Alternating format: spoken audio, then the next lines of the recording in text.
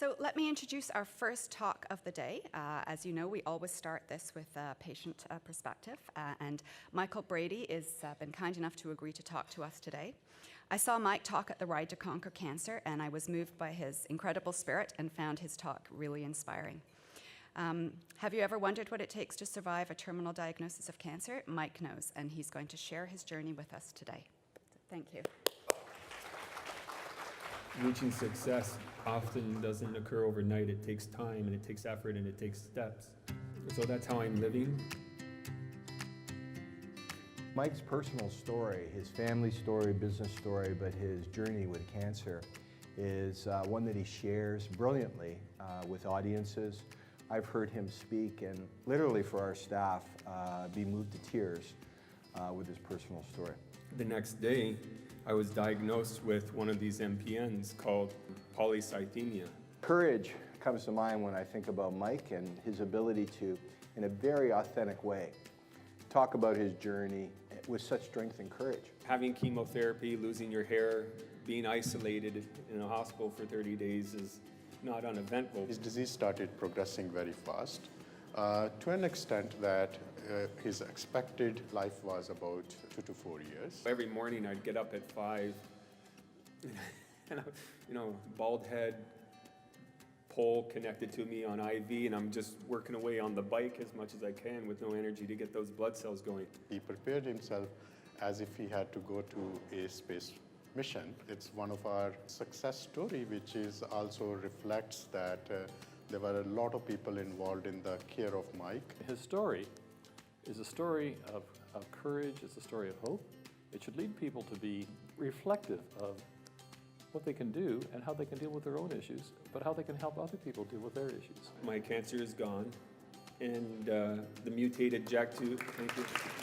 Mike, I always use your story to inspire other patients who have to go through bone marrow transplant, but I would like to say my personal thank you to you that you have inspired me too. He's a very eloquent speaker. It tells a wonderful message. For a corporate audience or any audience really who wants to be inspired by someone's personal story of courage, I would highly recommend Mike Brady as a speaker.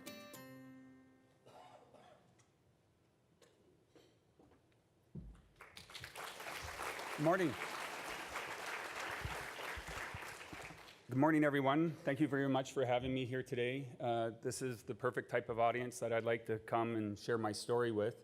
You got a little taste of it from the video, the intro video, but I'm would like to start off by saying I'm very pleased to be here today. This story is definitely a story about hope, and it's a story about courage. I like to start off by telling you that I'm really grateful for all the amazing work that you do. I understand the audience here is heavily involved in clinical trials and cancer research. There's nurse directors, administrators, researchers, etc. here in the audience, working behind the scenes to help people like myself. So thank you very much for all that great work you do. I'm also very grateful. I always start off this way by thanking my stem cell donor, who I have yet to meet 3 years later. So I'm very grateful for this person, whoever he or she is, that helped save my life and keep my family intact. And of course, I'm very thankful for the medical team across the street that did an amazing job caring for me, caring for my family, and helping me with my cure. Let me also tell you a little bit about my life. This is a picture of my family. I'm 44 years old. I have 2 boys, Tomas and Mateo. Tomas, he's 10 years old. Mateo's 8 years old. I call them my little redheaded Tasmanian devils. I have 2 Dennis the Menaces at home. And this is my wife, Carolina, and we've been married for 17 years. And in fact, we met when she was 15 and I was 16 in high school, so we're high school sweethearts. 3 months before my oldest son was born, Carolina was about 7 months pregnant or so. It was the Canada Day long weekend, July 6th, or July 3rd, excuse me. And I was out front washing the car, very hot day. Carolina was sitting on the front porch, just relaxing, holding her tummy, looking very beautiful. It's one of these go-to memories that maybe you might have, thinking about, good times in the past, time periods that really cheer you up in times when you're down or depressed. You think about something very strong, very solid, and this was one of these memories. And it may be very vivid, maybe more vivid than normal, because the next morning I was diagnosed with polycythemia. And it was a very difficult time. It was, things were going very well, work, life, new child on the way, and wham, out of the blue, I just had an elective appointment with a hematologist because my counts were just slightly off. And that elective appointment took about 8 months to get. And so I wasn't thinking about it at all. Went in there and they did a JAK2 test. And unfortunately, my JAK2 gene was mutated, and they said I had this disease, this cancer. It was a very awkward diagnosis. The doctor was kind of flabbergasted that the test results came back that I had this. Didn't really know what to say, didn't know much about it. Kind of a regional hematologist, not a specialist. And he just wrote the name of the disease on a 3M sticky note and gave it to me and said, look it up and you can find out some more information on it. So I went home and I was by myself. And you can find all sorts of things on the internet, right?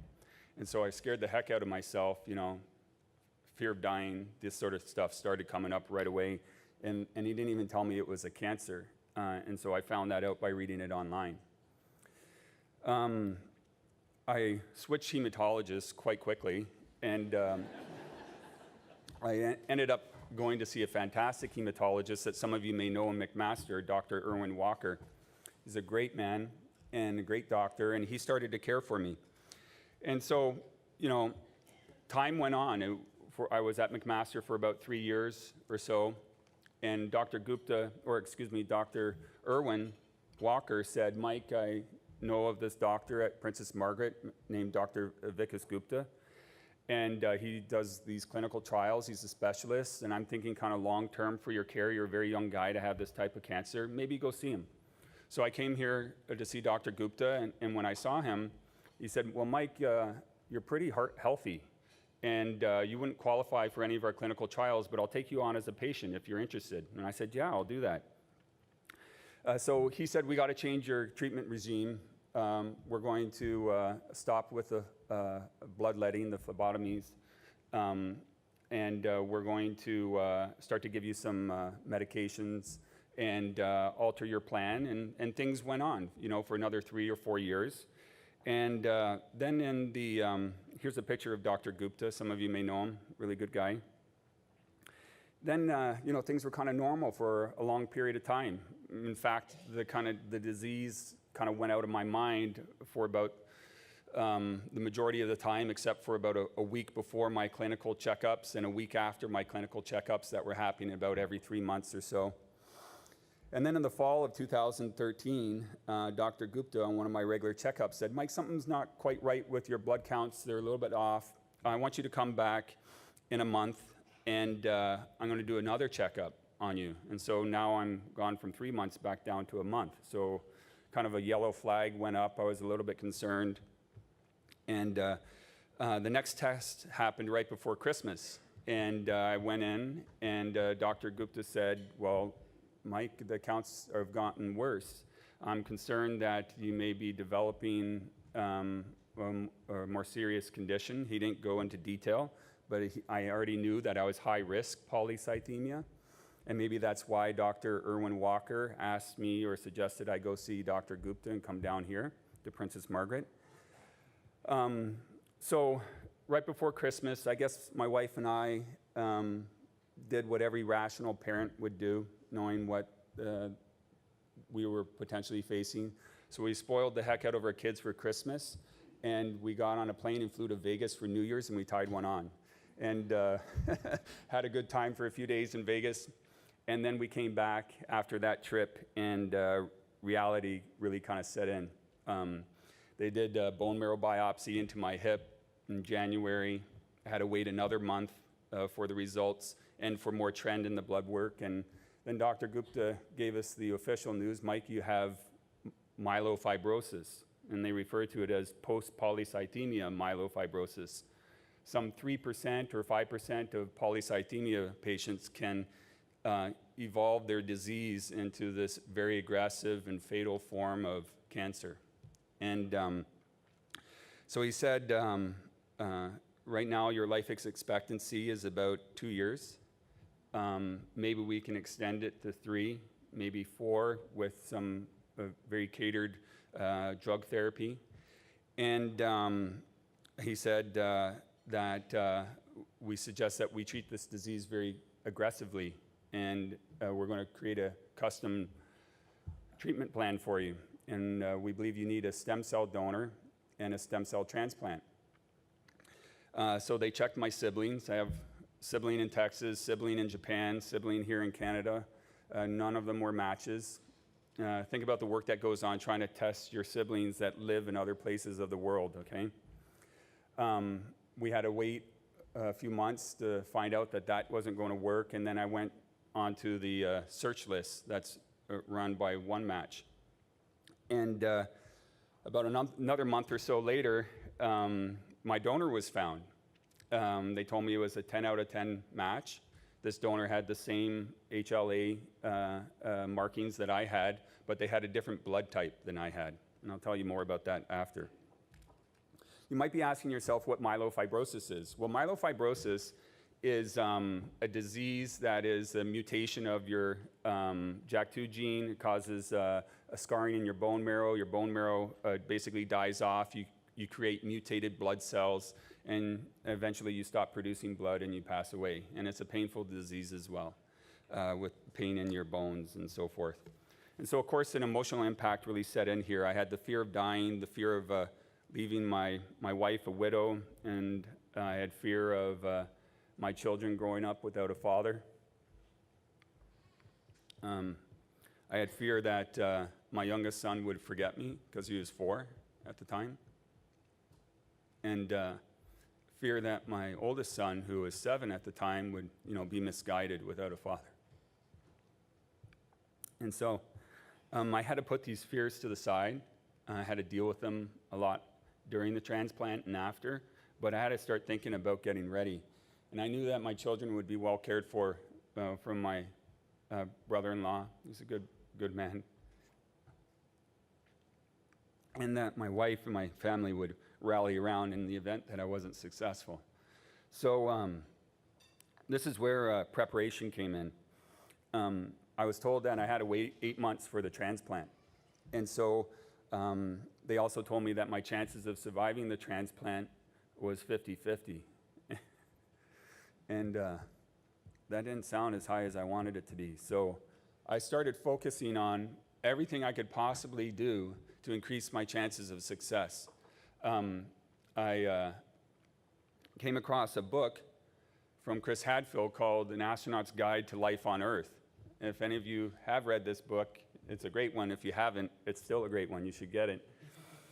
He talks about preparedness in a couple of chapters. And imagine you're walking down the street, an astronaut comes along, or NASA comes along and grabs you and says, you're blasting off on a rocket. And they strap you to the top of the rocket and they say 10, 9, 8. And you're like, whoa, I haven't prepared. I'm not ready. Wait, what are you doing? And they continue to count down. How scared you would be. Not being prepared, not taking care of your will, not speaking to family members, etc. So this really struck me about his preparedness for all of his missions and what all the astronauts do. And so I actually went into this preparedness mode. I worked on my physical condition. I ate as well as I could. I studied this disease, not overly that it would shock me or scare me, but enough to know of what I needed to do to increase my chances of success. I take care of my will. I did all the financial stuff I needed to do in the event of not having success, and mended fences with siblings. I lifted all the burden off my shoulders so that when I went into that room, all I had to do was concentrate on my transplant and focusing on recovery.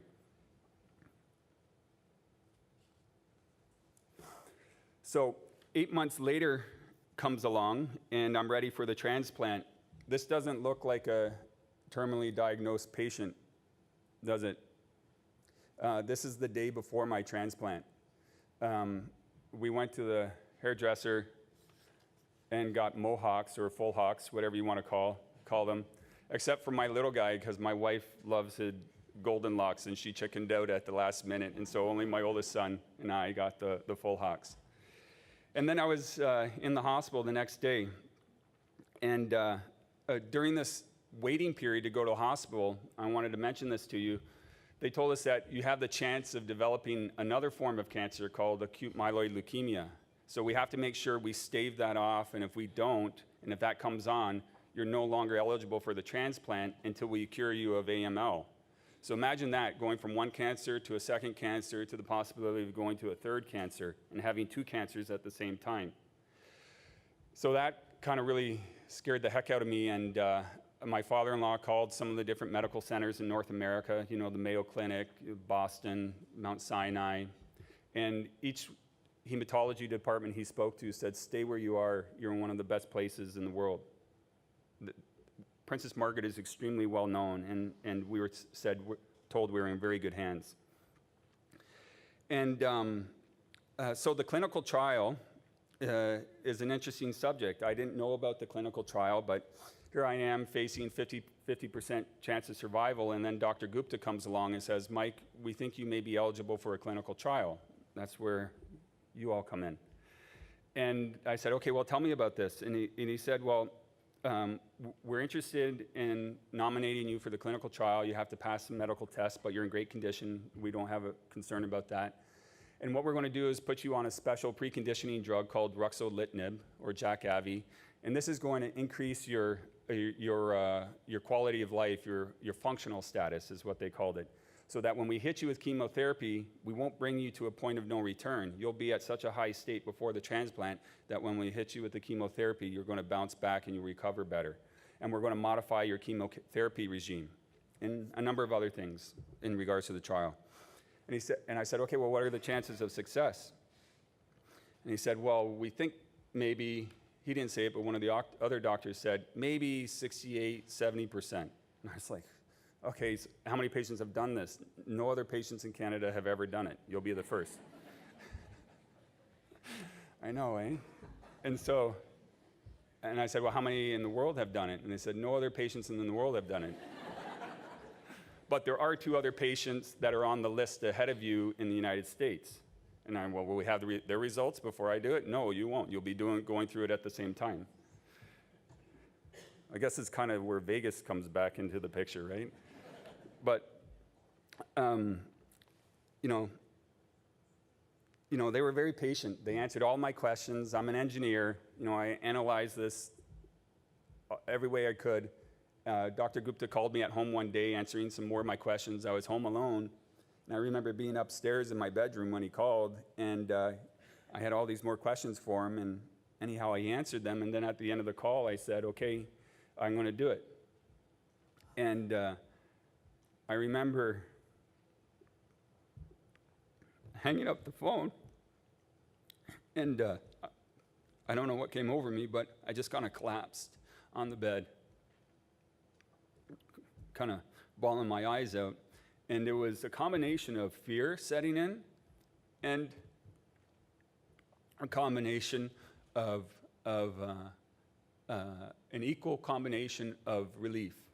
I believed that I was being given a gift from God to, you know, increase my chances of caring for my children and being with my wife and this sort of thing. So I was very grateful, and we went at this wholeheartedly.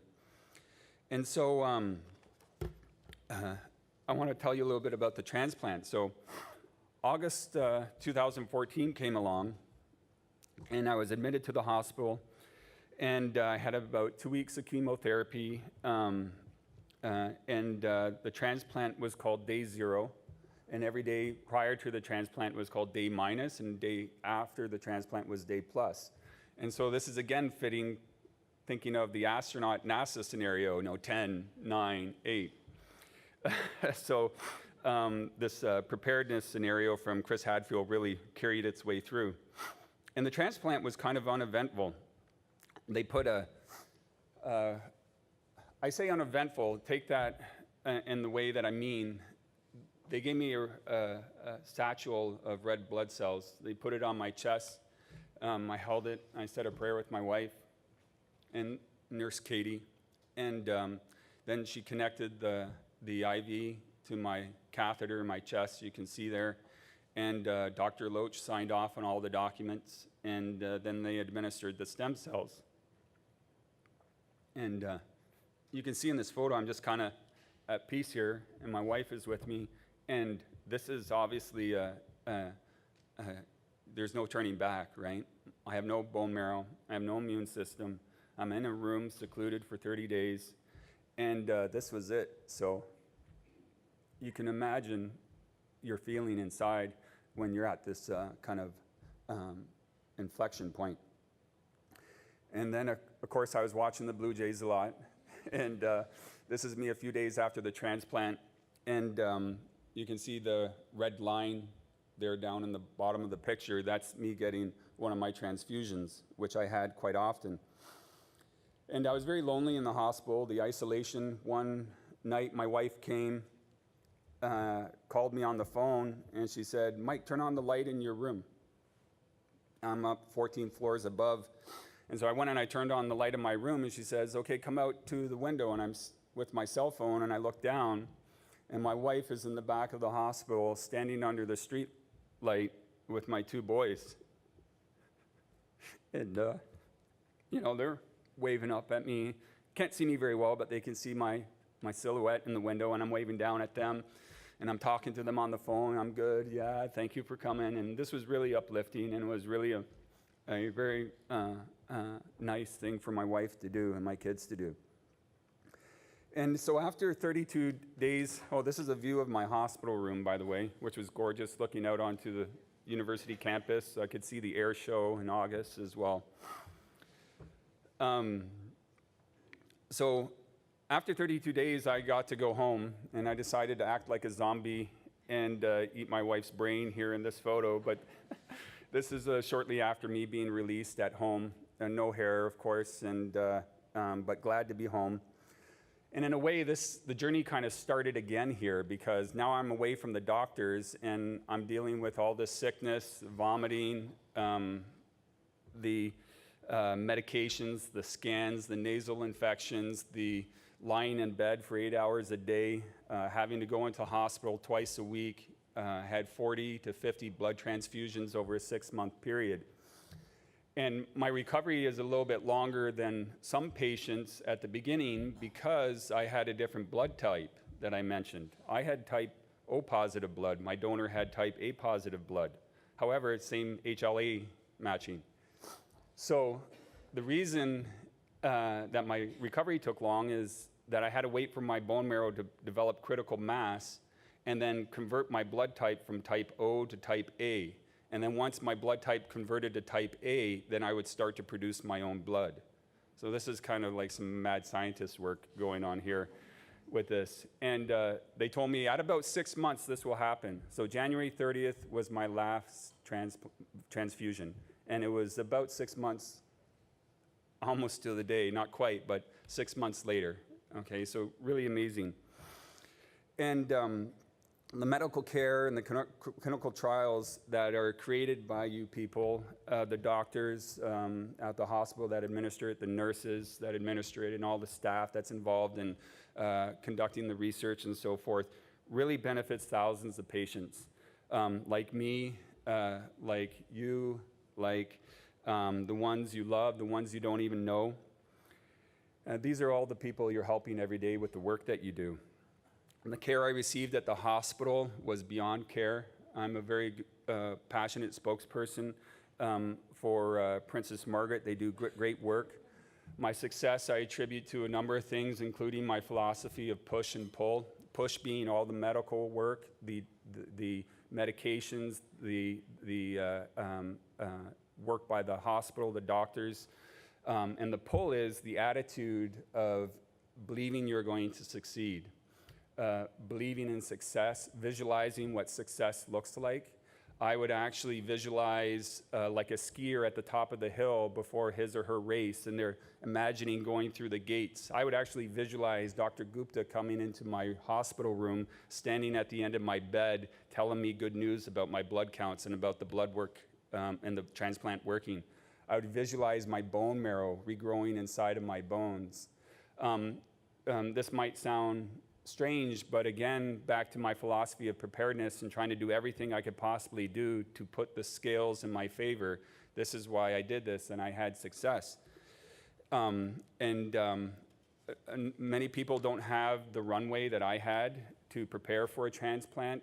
So I'm very humble when I think about that. I'm also very humble about the people that worked as hard or harder than I did and didn't achieve success. I'm very thoughtful about those people and their families. Today, 3 years later, this is my family, and yes, I'm cancer-free, and the mutated JAK2 gene is normalized. No more blood transfusions. My clinical visits are about every 6 months, soon to be every year. So things have gone very well. And I wanted to finish here today with this picture that is very meaningful to me. Early on, I was often reminded by the doctors that growing new bone marrow and recovery takes time. In the early days, I was focused on, when's there's success? Why isn't it working? Why is it taking so long? And I remember Dr. Loach speaking to me about this, and he said, it's like trying to grow a forest from seeds. Okay, and I'll just pause for a moment on that. This is like we're at with all of our efforts to conquer cancer and improve the standard of care. We have come so far with the research, the treatment plans are rapidly accelerating, and every year the amount of medical developments and breakthroughs that happen are exponential compared to the year or the few years before. And it's akin to trying to grow a forest from seeds. Keep doing the great work that you're doing. It helps many people. You're doing work that will help us beat cancer in our lifetime. Thank you very much.